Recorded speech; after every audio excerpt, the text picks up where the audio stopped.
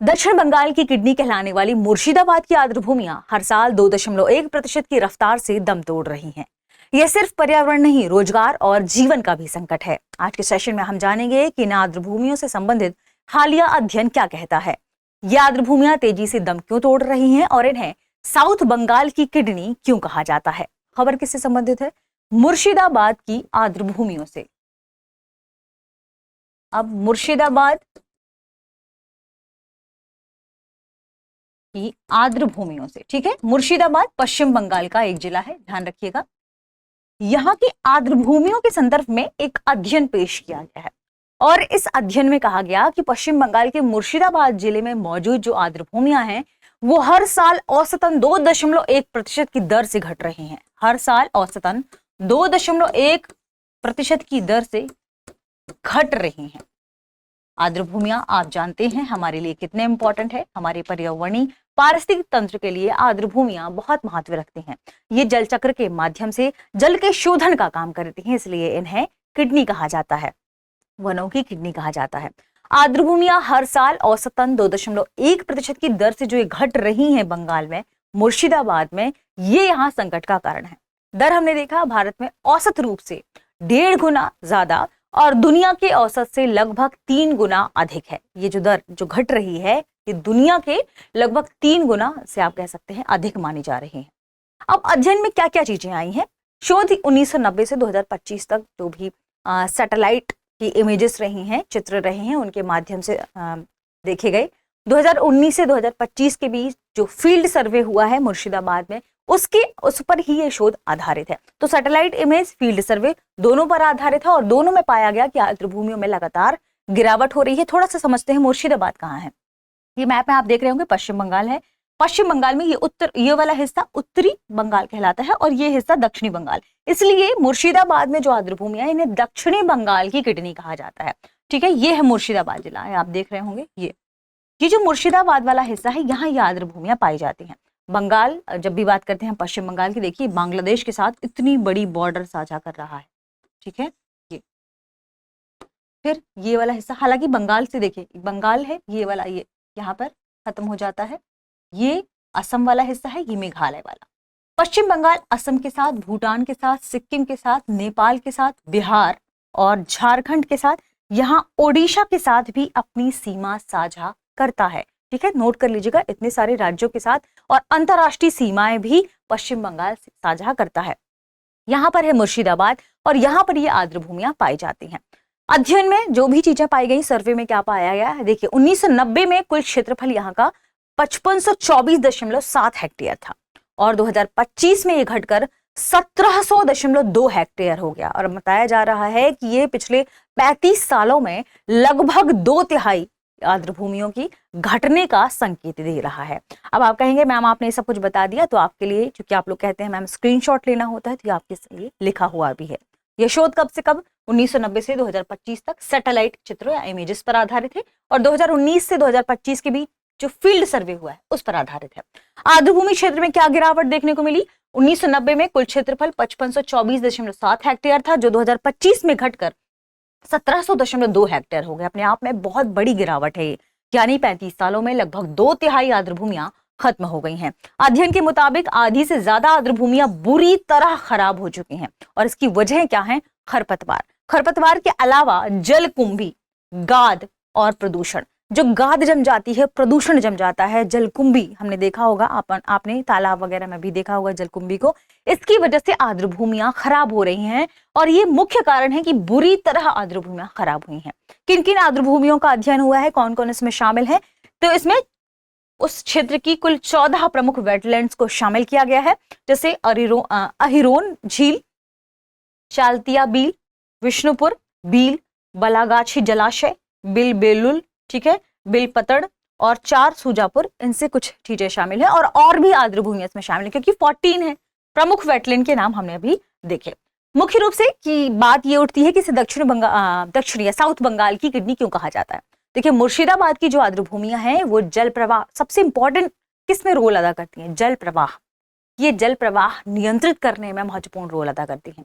भूजल को रिचार्ज करने में इंपॉर्टेंट रोल अदा करती हैं। मछली पालन यहीं से हो रहा है, खेतों की जो सिंचाई है, खेतों के लिए जो सहारा है वो भी यही आर्द्र भूमियां हैं। इसके अलावा कुछ ग्रामीण क्षेत्र हैं, उन ग्रामीण क्षेत्रों की आजीविका का साधन भी यही आर्द्र भूमियां हैं। ऐसे में इन्हें दक्षिण बंगाल के लिए सबसे इंपॉर्टेंट माना जाता है और किडनी के रूप में ये वहां के क्षेत्रों के लिए काम करती हैं। आर्द्र भूमियां वैसे भी जल शोधन के लिए जानी जाती हैं, जो अपने आप में बहुत इंपॉर्टेंट है पारिस्थितिकी लिहाज से। ठीक है, तो स्थिति के आधार पर क्या वर्गीकरण है और दक्षिण बंगाल के से किडनी क्यों कहा जाता है, हम समझते हैं। जल प्रवाह नियंत्रित करती हैं, भूजल को रिचार्ज करती हैं, मछली पालन और खेती को सहारा देती हैं, हजारों ग्रामीण परिवारों की आजीविका से जुड़ी हैं, इसलिए इसे दक्षिण बंगाल की किडनी कहा जाता है। किन किन क्षेत्रों के जब अध्ययन की बात की गई तो इसे कितनी श्रेणियों में डिवाइड किया गया है। देखिए, इस अध्ययन में कहा गया कि आर्द्र भूमियां बहुत खराब और खराब स्थिति में है, और दूसरे नंबर पर यानी दो कैटेगरी है, वर्गीकरण है। एक तो जो आर्द्र भूमियां बहुत खराब और खराब स्थिति में है, दूसरी वे आर्द्र भूमियां जो सामान्य से नीचे हैं। तो जो बहुत खराब स्थिति में है उसमें ध्यान रखें चालतिया बील, विशुपुर बील और बिलबेलुन ये शामिल हैं। इसके अलावा एक और नोट कर लीजिएगा, बिलपतन, ये चार आर्द्र भूमियां बहुत बुरी स्थिति में है, और जो सामान्य से आप कह सकते हैं थोड़ा नीचे है उसमें अहिरोन, ठीक है, चटियानी, बलागाछी, ये है जो सामान्य से नीचे स्थिति में है। सिर्फ कुछ ही आर्द्र भूमियां हैं जो अपेक्षाकृत ठीक हालत में बताई गई हैं। मौजूदा हालत काफी खराब है। ये दो रीजन जो हमने देखे, दो कैटेगरी जो हमने देखी, पूछ सकता है तो नोट कर लीजिएगा।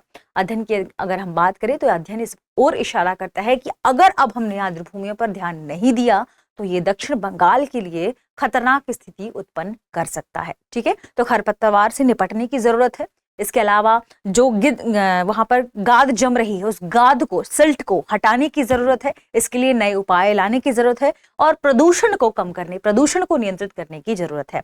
अगर हम बात करें कि ये उस क्षेत्र के पोषण को कैसे खराब कर रही है, उस क्षेत्र के किस आर्थिक लिहाज से कैसे नुकसान पहुंचा रही हैं, तो ये भी आजीविका के लिए क्यों इंपॉर्टेंट है, तो ये एक और इम्पॉर्टेंट अहम मुद्दा है। जैसे आर्द्र भूमियों की अगर हम बात करें, आजीविका का रीजन क्यों है, क्योंकि ये देसी मछलियां यहाँ पर पनपती हैं, तो देसी मछलियां तेजी से इस क्षेत्र से गायब हो रही हैं।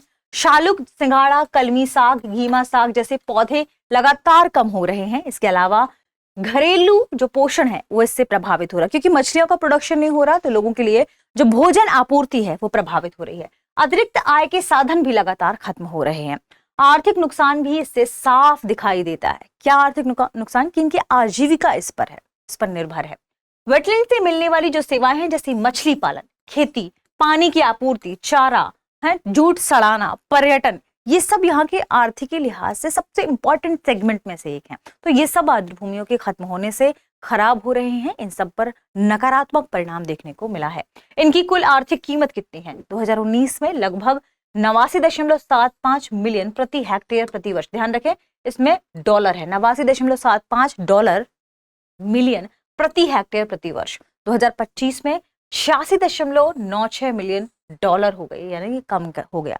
हर साल करीब 0.46% का नुकसान हो रहा है, जो लंबे समय में ग्रामीण आजीविका के लिए बड़ा खतरा बन सकता है। तो जरूरत किसकी है कि हमें तुरंत इनके संरक्षण को लेकर कदम उठाने की इंपॉर्टेंस है, जरूरत है। वेटलैंड को तेजी से खत्म होने से रोकना है, जैव विविधता को नष्ट होने से रोकना है, ताकि यहाँ के पोषण, रोजगार और यहाँ की आर्थिक जो गतिविधियां हैं उन्हें बनाए रखा जा सके, रोजगार को ध्यान में रखा जा सके। इंपॉर्टेंट बात, सबसे बड़ा खतरा क्या बताया जा रहा है, सबसे बड़ा खतरा है कि ये नदी आर्द्र भूमियों से इनका संपर्क टूट रहा है। ठीक है, तो नदी आर्द्र भूमि संपर्क टूटना सबसे बड़ी चिंता है। जैसे पहले 14 में से 13 वेटलैंड नदियों से जुड़े हुए थे, तो जल आपूर्ति, या आप कह सकते हैं आर्द्र भूमि क्या है, दलदली क्षेत्र, नमी युक्त क्षेत्र, जो कि उस पूरे रीजन में जैव विविधता को बनाए रखने में भी जरूरी होता है। ये आर्द्र भूमियों से जब नदी का संपर्क टूट रहा है तो उनकी नमी खत्म हो रही है, इसीलिए आर्द्र भूमियां भी खत्म हो रही हैं। तो आज केवल 4 ही ये संपर्क बचा हुआ है। संपर्क टूटने के प्रमुख कारण क्या है, नदी का रास्ता बदल रहा है, नदी के रास्ते बदलने के साथ साथ तटबंधों का निर्माण हो रहा है, तटबंधों के निर्माण के साथ अतिक्रमण बढ़ रहा है। तो तटबंध, अतिक्रमण और नदियों का बड़े पैमाने पर रास्ता बदलना, ये इसके प्रमुख कारण है, जैसे आर्द्र भूमियों से संपर्क टूट रहा है। नतीजा क्या कि पानी ठहर गया। इसी की वजह से गाद जो जम रही है, ये खरपतवार निर्मित हो रहे हैं, ये इसी के कारण हो रहे हैं। पानी ठहर गया, जैव विविधता घटी, मछलियां और जलीय जीवन का जो जलीय जीव हैं उनका जीवन खत्म होने लगा। जिसने इसे नकारात्मक रूप से प्रभावित किया।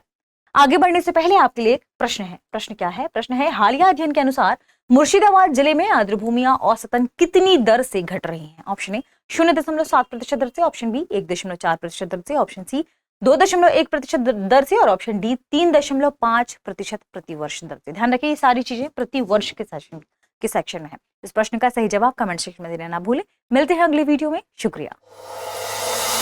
अब एग्जाम की तैयारी को और बेहतर करने के लिए हमारे चैनल को लाइक, शेयर और सब्सक्राइब करना ना भूलें।